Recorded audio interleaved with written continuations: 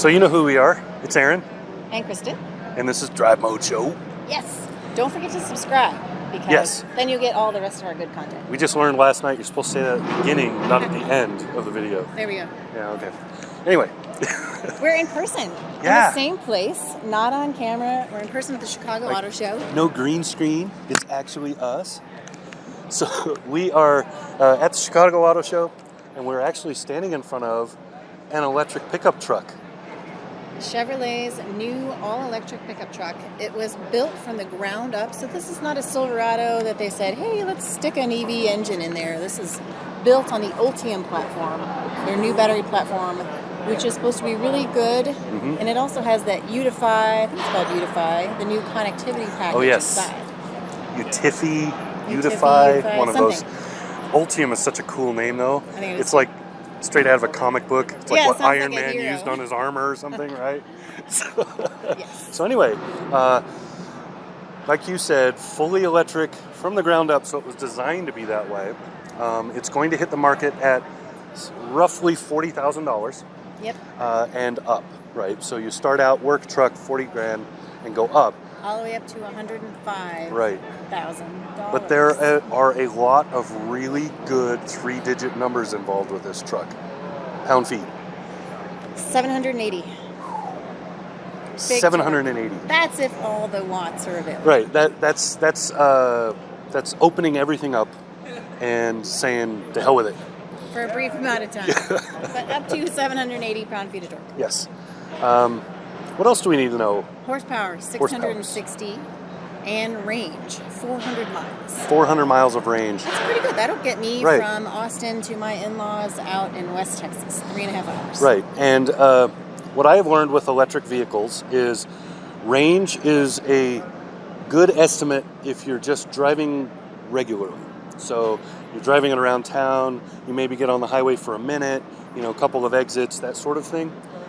When you get on the freeway, you can see your range is going to go down. The longer you're on the freeway, the further it will go down, obviously. But you can expect to minus 30% if you're doing all highway driving. And then you can expect to minus about 50% if you're towing. So if you're towing and maybe hauling, depending on the weight and aerodynamics, you can expect to subtract a very large number from that. But here's the kicker. If this were a diesel truck, you would still do those numbers. There would still be about the same losses. So it's not a knock against electrics that you lose those things.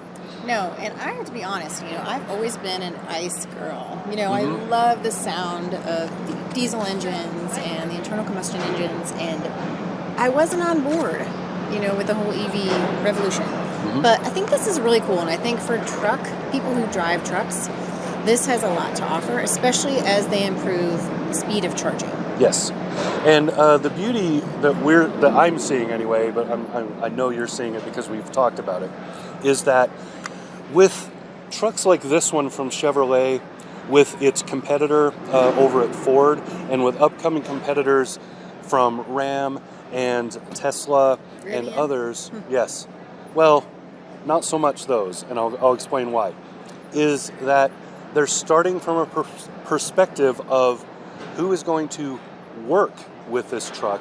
Right, that's and true. then moving up to the consumer from there. It's not a lifestyle truck. Right. Okay. So they're starting out with this can work and do things, and then going up the ladder to the I just drive it around town and wear a cowboy hat type, to the I go to Home Depot maybe on the weekend, or I go fishing twice a year and tow a boat, those sorts of people. So they're starting at the base level where most people buying a truck are, which is I'm going to work with it, and then moving up to the consumers who just want to look like they work, right? So occasionally. Right. So they're covering that whole perspective, and you don't see that so much with companies like Rivian. They're aiming directly for that top-end customer, rather than going down on the bottom. The adventurers versus the people who use their trucks to haul material. Exactly. So, like I said, you can start this at when it comes out, it will be roughly $40,000, and it will go all the way up probably to about $100,000, depending on how you outfit it. $100,000, but which is you can't get it yet. I mean, the first edition is already sold out. Chevrolet has not released the number of trucks it's already sold, They want to keep that under wraps. And they don't know when the next set will be available. So this is what we know about it so far. We'll tell you more as we find out. So it has the usual things you expect in an electric truck. These are tropes now at this point. Front trunk or frunk. The front. It has... Shrimp not included. Is it full-time always all-wheel drive, four-wheel drive? I think so. I don't think you can get it two-wheel drive. I don't think so. Okay. And, I mean, look at it. It's actually, I know I'm kind of blending because of the blue, but it is actually very pretty. It's a really good design.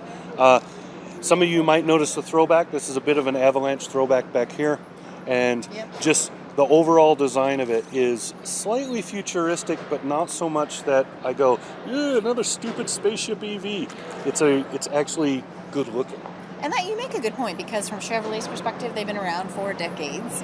They have to cater to the people who buy Chevrolets as well as try to attract new customers. So there has to be some design language that people recognize as being a Chevy Plus. So it's Chevy Plus. Yes.